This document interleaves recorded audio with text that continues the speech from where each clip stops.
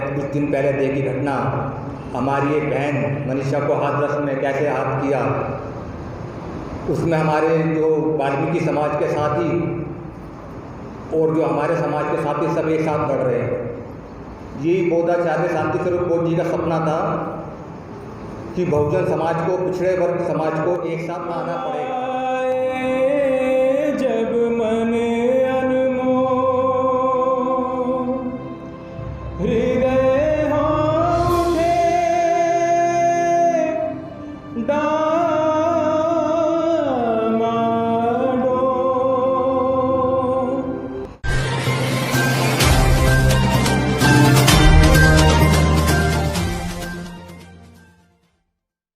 बौद्धाचार्य शांति स्वरूप बौद्ध जी के जो सबसे बड़े सुपुत्र हैं भाई संदीप जी को, जिनका भी बहुत बड़ा योगदान सम्यक प्रकाशन में पहले भी था और अभी भी है और आगे भी निरंतर इसी तरह रहेगा। और हमारी शुभकामनाएं उनको हैं कि वो निरंतर सम्यक प्रकाशन का जो कारवां है, जो साहित्य का सृजन है, उसे निरंतर आगे बढ़ाते रहें। हम सब उनके साथ हैं। भाई संदीप को सबसे पहले तथागत भगवान बुद्ध को नमन, साथ ही हमारे बहुजन समाज के मुक्तिदाता परम पूज्य मोदी सत्य बाबा साहब डॉक्टर अम्बेडकर को नमन, और समता बुद्ध बिहार की समस्त कार्यकारिणी और यहाँ सभा में उपस्थित सभी साथियों को मेरा नमन। क्योंकि आज का जो सभा है बोधाचार्य शांति स्वरूप जाने के बाद, तत्लीन हो जाने के बाद, उसका बड़ा ही दुख है। और साथ ही दुख इस चीज़ का है उनका एकदम अचानक चले जाना। एक इंसान अचानक चला जाता है तो एक विचारधारा खत्म हो जाती है, पर बोधाचार्य शांति स्वरूप बोध जी अपने आप में एक विचारधारा थी जो साहित्य के माध्यम से उन्होंने पूरे संसार में फैलाई, और उसका परिणाम आप देख रहे हैं। कितना हमारे युवा मिशनरी साथी हमारे निकल के आ रहे हैं, और ये कारवां मेरे रुकने वाला नहीं है। अभी जैसे कि आपने कुछ दिन पहले देखी घटना, हमारी एक बहन मनीषा को हाथरस में कैसे आहत किया, उसमें हमारे जो वाल्मीकि समाज के साथी और जो हमारे समाज के साथी सब एक साथ लड़ रहे हैं। यही बोधाचार्य शांति स्वरूप बोध जी का सपना था कि बहुजन समाज को, पिछड़े वर्ग समाज को एक साथ आना पड़ेगा।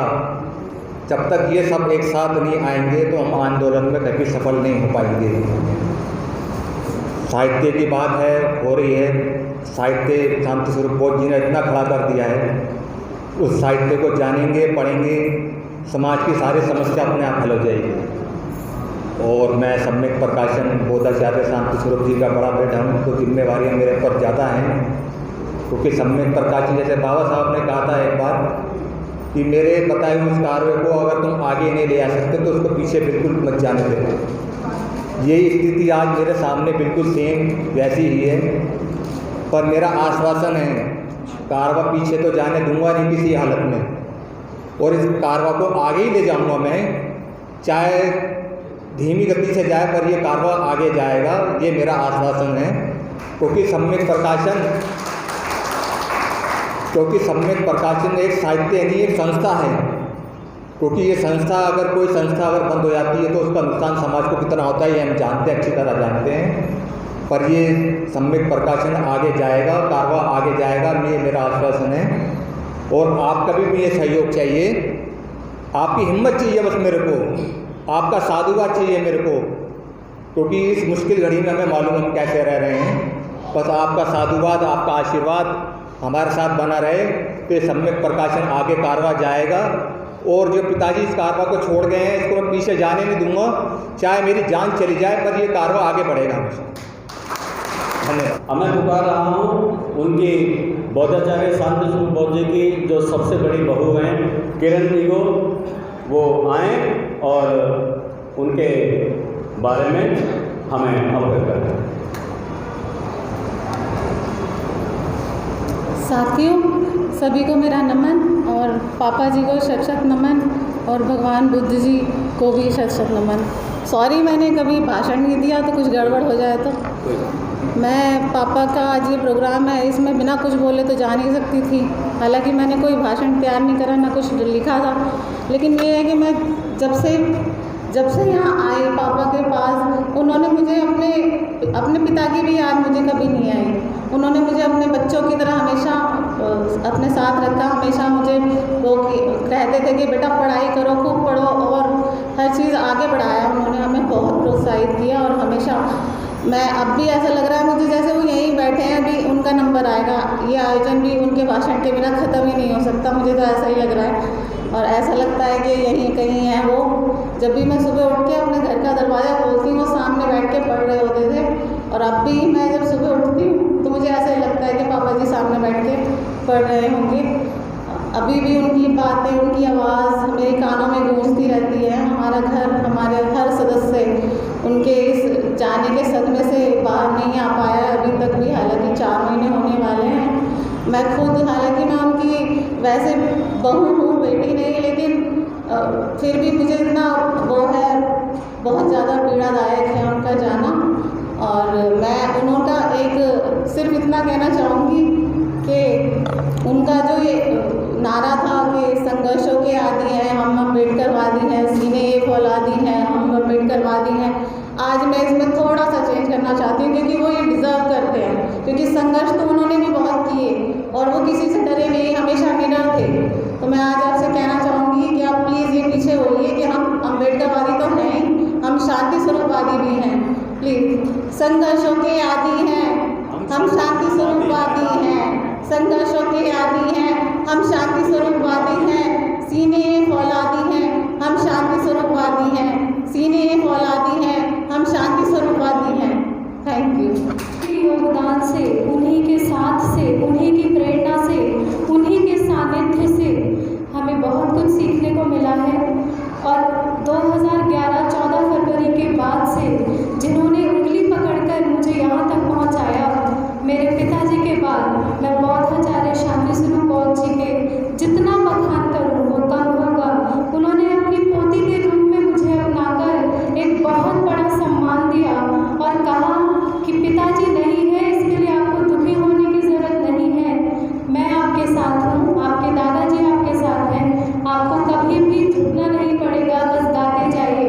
और यहीं पे खड़े होकर कितनी बार उन्होंने मुझे स्वर कोकिला लता मंगेशकर जी के साथ तुलना करके एक जिम्मेदारी का एहसास कराया कि आपको भी उस लेवल तक जाना है, उस श्रेणी तक जाना है जहाँ पर हम भी खुलकर बोल पाएँ कि ये हमारी समाज की गायिका है और देखो कहाँ तक पहुँची है। आज मैं भी दिल्ली विश्वविद्यालय से हिंदुस्तानी क्लासिकल वोकल में एमफिल की परीक्षा उत्तीर्ण कर रही हूँ और उन्हीं के आशीर्वाद से, क्योंकि उन्होंने कहा था कि बेटा पीएचडी से पहले मत रुकना, तो डॉक्टर तरन्नुम भी बहुत जल्दी बनकर आप सभी के बीच आऊँगी। और वैसे तो उनके लिए गीत मैंने कुछ अभी नहीं लिखा था, लेकिन 2 लाइन ज़रूर गुनगुनाना चाहूँगी। उनको प्यार करते हुए, उनको याद करते हुए, अपना एक उनको सम्मान देते हुए बस इतना ही कहूँगी। वो जब याद आए, बहुत याद आए, वो जब याद आए, बहुत याद आए, गमे जिंदगी के अंधेरे में हमने चरागे मोहब्बत जलाए बुझाए, वो जब याद आए, बहुत याद आए। और सच में आज भी जिस दिन, जिस रात एक बार दादाजी की याद आ जाए तो पूरी रात को ऐसी जाती है कि आप सब कुछ याद करते रहिए। क्योंकि छोटी से छोटी चीज़, हम एक पुल से भी निकलते हैं तो हमें याद आता है कि उन्होंने बताया था बेटा ये दिल्ली का सबसे पुराना पुल है, ये जापानी तकनीकी से बना है। मतलब जहाँ पे हमें लगता था कि हम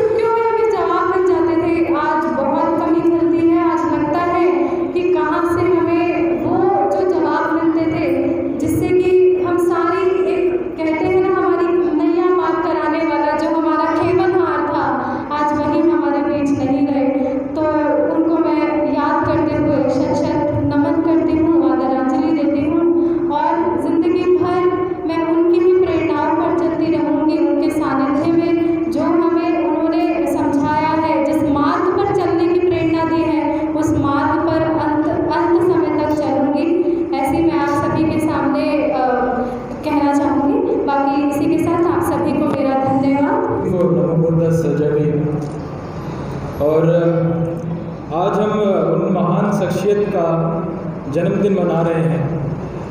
मैं भावपूर्ण आदरांजलि अर्पित करता हूँ बौद्धाचार्य शांति स्वरूप बौद्ध जी के चरणों में, और जिन्होंने मेरे जैसे लाखों युवाओं को मार्गदर्शन दिया, प्रोत्साहन दिया, और जब जब हमें कोई भी दुविधा होती थी किसी भी तरह की चीज़ का, हम फंस जाते थे तो हमें निकालते थे और हमें बताते थे, समझाते थे अपने बच्चों की तरह।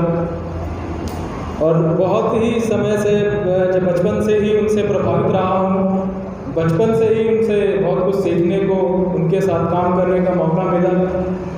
पेंटिंग भी सीखा, संगीत में भी जब हम गाने गाते थे बुद्ध विहार में या जहाँ पे भी कार्यक्रम होता था, तो बचपन में हमने गाने के साथ साथ उनके साथ उनके कार्यों को देखने का, उनसे सीखने का मौका मिला।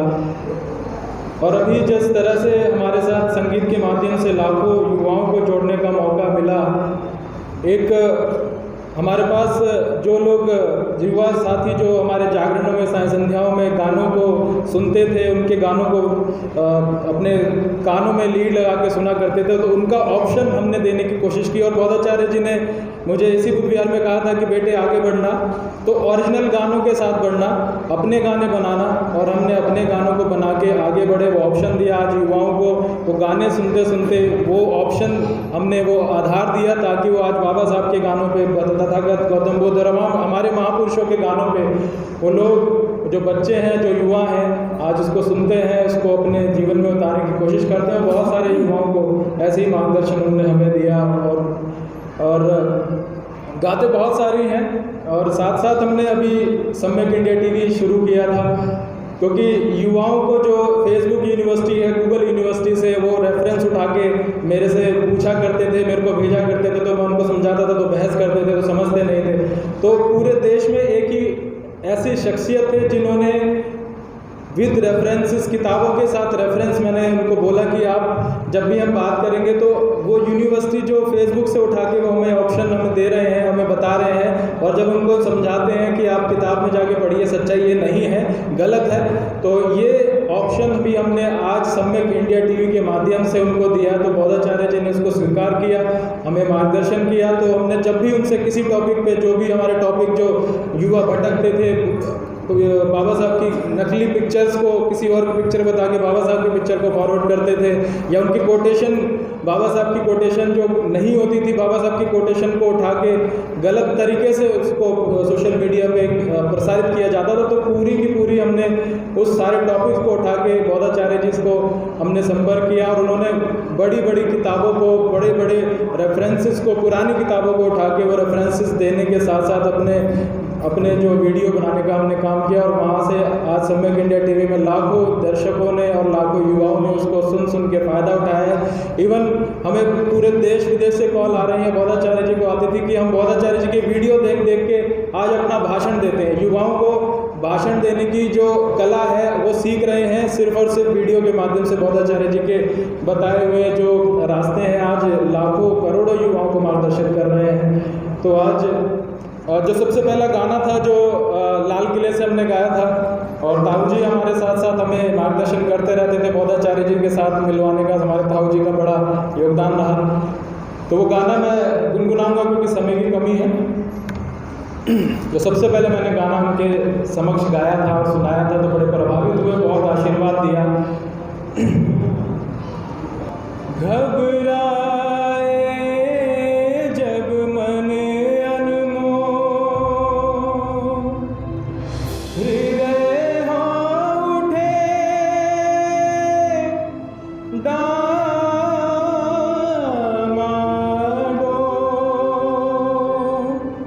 तब मानव तू मुख से बोल, बुद्धं शरणं गच्छामि। तब मानव तू मुख से बोल, बुद्धं शरणं गच्छामि। सभी बोलेंगे, बुद्धं शरणं गच्छामि, धम्मं शरणं गच्छामि, संघं शरणं गच्छामि। जब अशांति का राग उठे, मानव में पशु जाग उठे, हिंसा की वो आग उठे, मानव में पशु जाग उठे, ऊपर से मुस्काते घन, भीतर जहर रहे तू बोल, तब मानव तू मुख से बोल, बुद्धं शरणं गच्छामि, तब मानव तू मुख से बोल, बुद्धं शरणं गच्छामि, बुद्धं शरणं गच्छामि, धम्मं शरणं गच्छामि, संघं शरणं गच्छामि। सर्वं अपना चैनल, आपका चैनल, समाज का चैनल, देश का चैनल NB News 24/7 को आप लाइक करें, सब्सक्राइब करें और ज्यादा से ज्यादा इसकी वीडियो को शेयर करें ताकि हर खबर को मैं आप तक आसानी से पहुंचा